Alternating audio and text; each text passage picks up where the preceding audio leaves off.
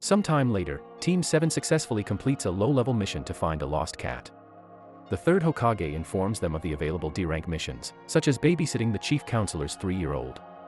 Naruto expresses that he wants to go on a real mission that's exciting and challenging.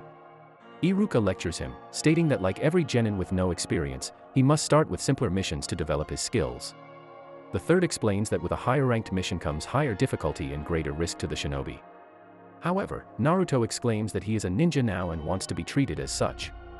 Amused at his statement, the third decides to give the team a C-rank mission to escort Tazuna, a master bridge builder, to the Land of Waves.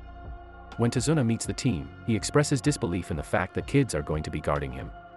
As they make their way to the Land of Waves, 2 Chunin-level ninjas emerge from a puddle and bind Kakashi with shuriken-laced chains, before pulling and ripping him apart.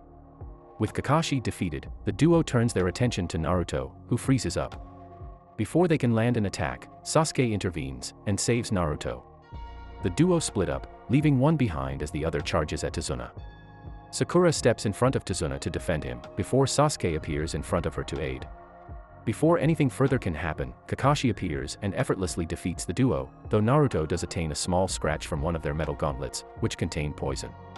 It is revealed that Kakashi used the body replacement technique to escape the duo's initial attack, suspecting an ambush when he discovered their puddle on a clear, sunny day. Kakashi compliments Sasuke and Sakura for their courage, but expresses disappointment in Naruto with how poorly he handled the situation. Tazuna questions why Kakashi took so long to help, with the latter explaining that he could have defeated them quickly, but needed to know who their target was. Kakashi points out that their target was Tazuna, and that had he told them that he would be hunted by ninja, the mission would be a B rank or higher, and a different team would have been assigned. Sakura suggests they quit the mission, not only due to the higher difficulty but because of Naruto's wound. Unwilling to jeopardize the mission, Naruto decides to take out a kunai, and uses it to remove the poison from his hand. He then makes an oath that he will never run away or back down from any mission, threat, or enemy, and most importantly, that he will never lose to Sasuke. After this, Kakashi bandages Naruto's wound so he doesn't bleed out, but discovers that it had already begun to heal due to the 9-tailed demon fox. Elsewhere, Gato, the man who hired the ninjas to eliminate Tazuna, complains about their failure to Zabuza. Zabuza raises his Kubikarabocho at Gato to shut him up, and states that he will handle it himself. Gato informs him that they will be expecting another assault and that a high-level ninja is accompanying Tazuna. This doesn't faze Zabuza, who just replies that he is the demon of the hidden mist. Later, Team 7 is on a motorboat, headed towards the Land of Waves. Kakashi threatens to abandon the mission if Tazuna does not provide an adequate explanation for lying about the mission's difficulty level. He tells them that an extremely wealthy businessman called Gato was responsible for his country's struggles and could not afford any high-ranked missions. Later, as they are walking, Kakashi suddenly tells everyone to duck, just before a giant sword spins over them, and a ninja appears on the handle. The ninja identifies himself to be Zabuza Momochi, a missing ninja from Kirigakure. He demands to have Tazuna, to which Kakashi refuses. Kakashi's forced to use his Sharingan, and Sasuke immediately recognizes it, explaining that Sharingan is a dojutsu that can immediately see, copy, and anticipate all ninjutsu and genjutsu. Sasuke's confused though, as only members of his clan are born with it. Zabuza then summons a thick veil of mist, and Kakashi informs his team to protect Tazuna. The tension between the two Jonin causes Sasuke to have a panic attack, but Kakashi is able to calm him down. Zabuza prepares to strike the group with his sword, but Kakashi races toward them just in time.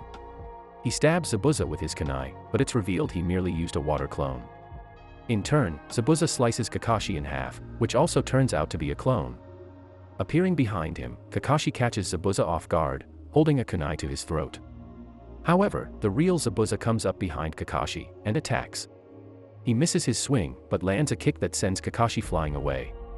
Kakashi emerges from the water, while Zabuza quickly gets behind him, using his water prison technique to imprison Kakashi. With Kakashi captured, Naruto, Sasuke, and Sakura are forced to defend against his attacks. Kakashi tells them to run. Naruto instinctively moves to flee, but feels the pain in his hand, remembering his oath. He decides to fight to save Kakashi and keep Tazuna alive, rushing forward and retrieving his forehead protector from under Zabuza's foot. He tells Sasuke that he has a plan, and uses his shadow clone technique to completely surround Zabuza's clone. With one swing of his sword, however, most of Naruto's clones scatter and disappear. The remaining Naruto passes a Fuma Shuriken to Sasuke, who senses his teammate's plan. Sasuke uses Shadow Shuriken technique, throwing 2 Shuriken at Zabuza. Zabuza easily catches the first shuriken but only dodges the second at the last moment. Once past him, the second shuriken transforms back into Naruto, who had disguised himself to trick the superior ninja. Naruto throws a kunai at Zabuza that forces him to break his technique, freeing Kakashi from his prison. Saved from Zabuza's water prison technique, Kakashi attacks his enemy with multiple water techniques, copied from Zabuza using his Sharingan. Zabuza becomes agitated, seeing his own techniques used against him, and Kakashi easily defeats him. Before Kakashi can deliver the finishing blow, Zabuza is seemingly killed by a young ninja. Naruto is angry and jealous that someone so young could easily defeat an opponent that gave Team 7 so much trouble, but Kakashi says that there are many ninja younger than Naruto, yet stronger than himself. The ninja leaves with Zabuza's body, and Kakashi collapses from exhaustion, due to the overuse of his Sharingan. Kakashi is brought to Tazuna's house to recover from overuse of his Sharingan. The group meet Tazuna's family. Tsunami is Tazuna's daughter, and Inari is Tsunami's son.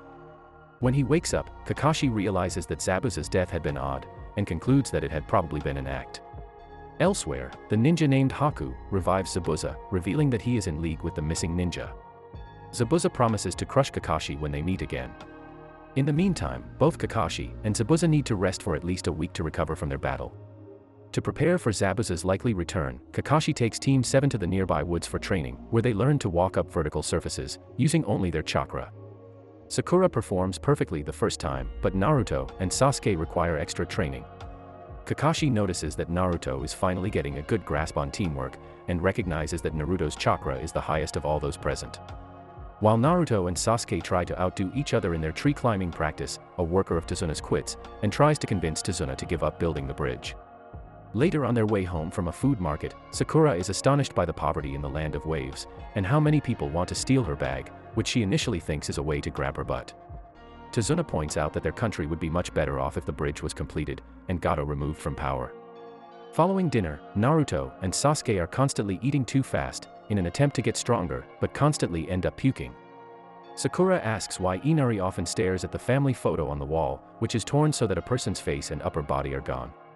Angered suddenly, Inari leaves the table, making Tsunami go after him. Tazuna then explains that the man torn from the picture, named Kaiza, was once a hero in the land of waves, and Inari's stepfather.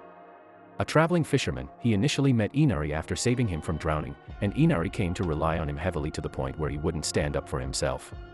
He became revered as a hero when he single-handedly saved a large portion of the village from a flood. However, when Gato arrived, he had Kaiza killed in an attempt to destroy the hope of the land, a strategy that sadly succeeded, and traumatized Inari. Moved by the story, Naruto decides to show Inari that there are still heroes in the world. Thanks for watching. Stay tuned for the next episode. Have a great day.